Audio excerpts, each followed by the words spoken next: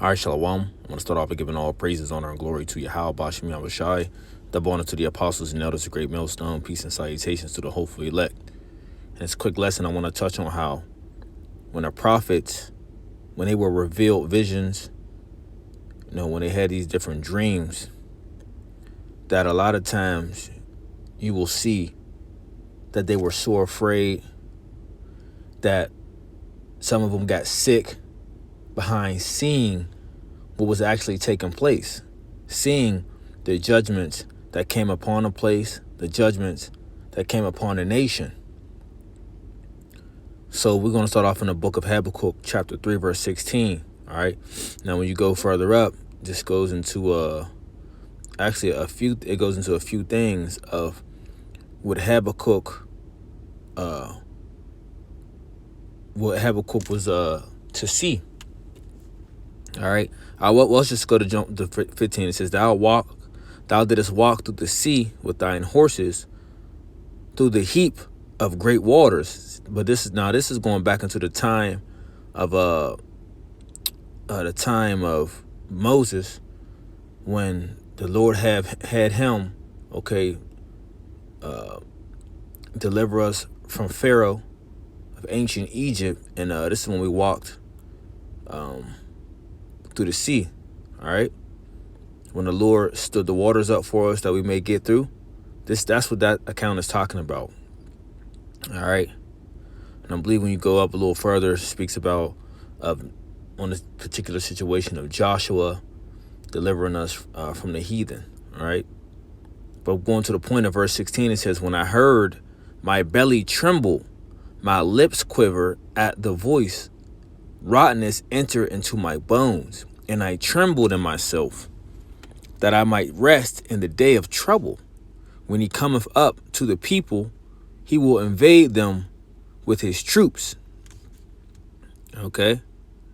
So this what Habakkuk was seeing of what was taking place. All right? And what did he say? He says, when I heard, my belly trembled. All right, going to this word tremble. All right, Ragaz, H7264, says to quiver with any violent emotion, especially anger or fear. In this situation, it was dealing with what? Fear. All right. My lips quiver at the voice. Quiver, tasalah. All right. A primitive root rather identical with H6749 through the idea of vibration, to tinkle, that is to rattle together as the ears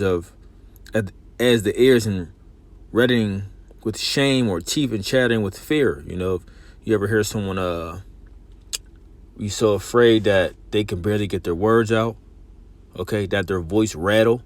All right, so Habakkuk was in fear.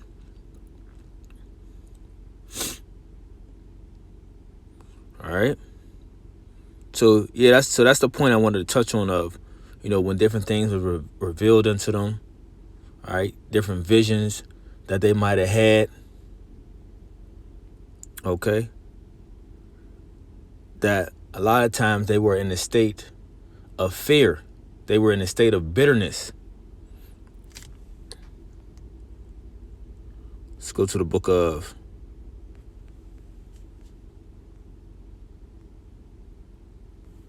Psalms 119. This is dealing with King David. It's the book of Psalms 119, verse 120. My flesh trembleth for fear of thee, and I am afraid of thy judgments. Let's read it again. My flesh trembleth for fear of thee, and I am afraid of thy judgments. So when the men of the Lord, when they were seeing the judgments of the Lord, but see, because a lot of these visions that they were getting was, some was during their time that they were living, and then some was far out via prophecy that was going to take place. So when they were seeing a lot of these things, the destruction, the famine, right? Bloodshed, all these different things taking place. That did what? That put fear in them. Like, oh my goodness, you know, it had them at all. Put them in a mindset of the Lord is not playing. All right, just put yourself in these situations of seeing visions of the judgments of the Lord. Think about it in a scenario as now, when you look at the world we live in today, and you might just say, if you just go on a walk downtown in an area where a lot of people may be at,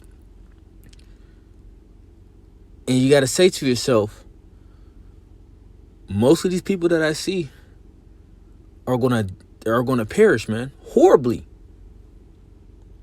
We're talking about little children, babies, women, elderly people. Just thinking off that alone is like, whew. You know, sometimes it can go in your mind like, hey, these judgments is going to be heavy. And then thinking about how the way they might perish too is just like, shit. Because we know the different technology, okay, the different things he may use to destroy our people. All right. And what do we say? You know, we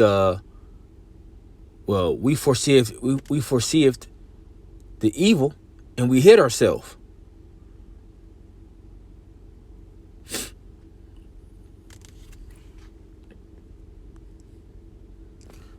We got to go to the 16:11 for this. Let's go to the book of 2nd Esdras.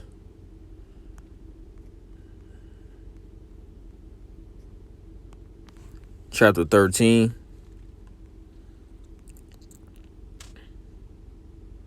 Let's start at verse 13. It says, and there came much people unto him, whereof some were glad, some were sorry. Some of them were bound, and others some brought of them that were offered. Then was I sick through great fear, and I awaked and said, thou hast showed thy servant wonders from the beginning, and hast counted me worthy that thou shouldest receive my prayer. Show me now yet the interpretation of this dream. You see? So Esdras was showed a dream. But what did he say? Then was I sick through great fear, and I awaked and said. So off of this dream that Esdras had, he is what? He was sick. All right. Probably so much in fear that it made him sick. And when you go up, this is talking about what? This is talking about the war in heaven. All right, this is what this is speaking of. You getting the dream of the war in heaven. Yahweh Shai and the angels fighting to get Esau and his weaponry. All right, his blessings.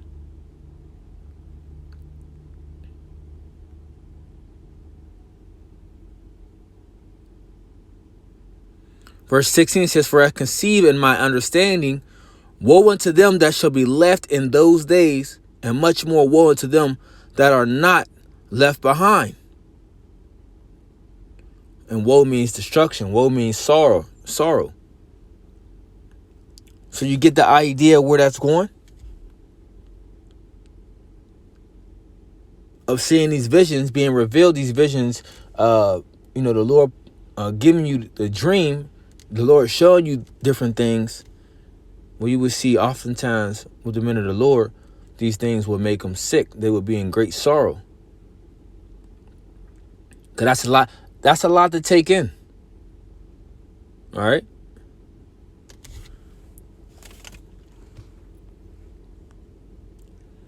Let's go to the book of Ezekiel chapter 3. So that one, it says, moreover, he said unto me, son of man, eat that thou findest, eat this roll, and go and speak to the house of Israel. So I opened my mouth, and he caused me to eat that roll. And he said unto me, Son of man, cause thy belly to eat, and fill thy bowels with this roll that I give thee. Then did I eat, and it was in my mouth as honey for sweetness. And he said unto me, Son of man, go unto the house of Israel, and speak with my words unto them. So we got to eat this whole roll. We got to eat this roll and go out there and speak and preach as Yahweh Shem Shai commanded us to do. It's the same how he commanded his servant, the prophet Ezekiel, to do. Eat the whole roll. And what did Ezekiel say? Then did I eat, and it was in my mouth as honey for sweetness. Right? Jumping back to Ezekiel chapter 2, verse 10, it says, let's start at verse 8. But thou, son of man, hear what I say unto thee. Be not thou rebellious like that rebellious house. Open thy mouth and eat that I give thee. And when I looked, behold, an hand was sent unto me, and lo, a roll of a book was therein. And he spread it before me, and it was written within and without, and there was written therein lamentation, mourning, and woe. You see? So that's what's all up in these scriptures. Okay? Lamentation, mourning, and woe. See, a lot of people don't know what's in these holy scriptures. So when they speak of the Bible, they say, oh, that's the good book. All right? That's the book of love. That's why when they hear us preaching on the highways and byways, when they hear about the destruction, when they hear about the things that seem harsh, the things that may seem evil in their eyes, that come out of the scriptures, they say, the Bible doesn't say that. What Bible you reading from? Because they have no clue of the judgments of Yahweh Shem Yahushua. They have no clue what's really inside these scriptures. Because the only things that have been read into them were soothing scriptures. You see?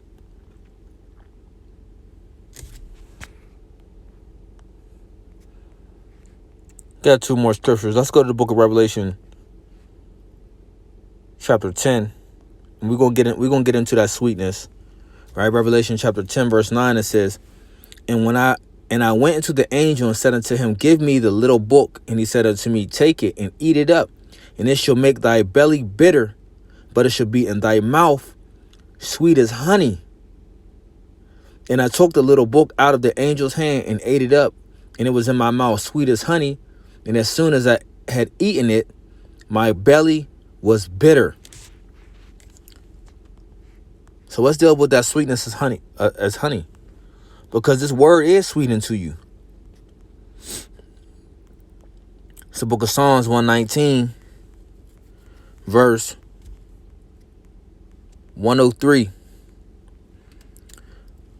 How sweet are thy words unto my taste, yea, sweeter than honey to my mouth. Let's read it again. How sweet are thy words unto my taste, yea, sweeter than honey to my mouth. So the words of the Lord are sweet. See, when we come into this wisdom and knowledge and understanding, okay, we start to understand of who we are. We start to understand our true power, right? We start to understand what the will of the Lord is in these different things. You know, on another aspect, you can look at it in this way of, you know, even waking up to who we are, because we've been in a dead state this whole, being born here in America, Babylon the Great. You start to find out that you're an Israelite. You start to find out that, you're a chosen, you're a nation, you're a part of the nation that is chosen of the Lord. That's something that is sweet. You understand that, eventually he's going to send his only begotten son, Yahweh Shai, back. Okay, that the earth, we're going to rule the earth in righteousness. We're going to be able to, serve our power in righteousness without going off. Okay? Not being able to sin. Us having rule over the other nations. The whole earth being back restored. And peace all throughout the earth. Right? Things like that. When you think about things like that, that's like, that's the good news. That's the gospel. That's a part of the good news, a part of the gospel. And I think that's sweetened to you. But then you got to deal with the bitter. Got to deal with the bitter. One of the big things of dealing with the bitter is what? We must go through much tribulation to enter into the kingdom. A lot of judgment is going to go forth, before the kingdom come. That's bitter. That's the bitter part. Knowing that you may be tortured. You may lose your family. You may lose your woman, your children. You're going to get persecuted. Everything that's going to come with you fall on righteousness, as the scriptures say. You're going to be persecuted for a fall on Yahweh Shem Yahushua. Those are things that can be bitter unto you. Just giving a few examples. Okay, so as we eat this word and it's sweetened to us, you got your bitter things as well. Like I was saying, one of the main bitter things is to get to where we need to get to. What we want is the kingdom. But we got to go through much tribulation before things get better. Okay, things are going to get a lot worse. And that's what people don't like to speak on. This is what people don't like to deal with. And yeah, we in the flesh. Sometimes, different things may shake us up from time to time. But see, we gird up our loins and we get back on track. And we put our faith in Yahweh Shem Yahushua. Because the Lord won't put nothing before us. Okay, that He won't put too much before us, roughly paraphrasing, that we can't bear. Also, scriptures tell you don't fear not of them that can kill the body. Meaning these men here on earth, these men in the flesh, don't fear them. Because the true person you're supposed to fear is Yahweh Shem Yahushua.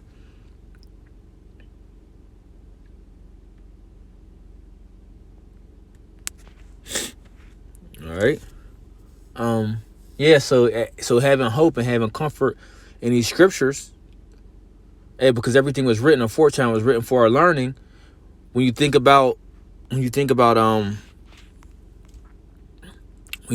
forefathers, let's go to the book of Sirach, chapter 2, verse 10. It says, "Look at the generations of old and see did ever any trust in the Lord and was confounded, or did any abide in his fear and was forsaken?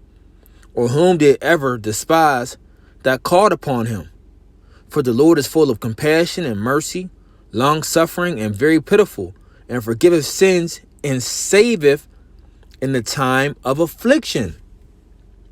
And this was about to come upon us. Jacob's trouble, a time of affliction. Okay, the hour of temptation. See, people are about to be tried. Salakia, if you call yourself a true believer, well, you're going to be tried. You're going to have to show forth your faith of not kneeling to the image of Baal, not worshiping the beast in his image, not taking the mark of the beast, which is the RFID microchip. Your faith is going to be tested to see if you're worthy. This ain't just about to be no fly by night and entering your way into the kingdom, no. But through much tribulation. You see? So I mean that's part of the bitter, I just wanted to, give my take and try to broaden your mind of, thinking about the sweet and the bitter. Okay? Giving you a few examples on that. So like I was saying, going into the lesson, so when the men of the Lord, the prophets, were given visions and dreams, a lot of times they were sick, they were so afraid, all right, of what they have seen.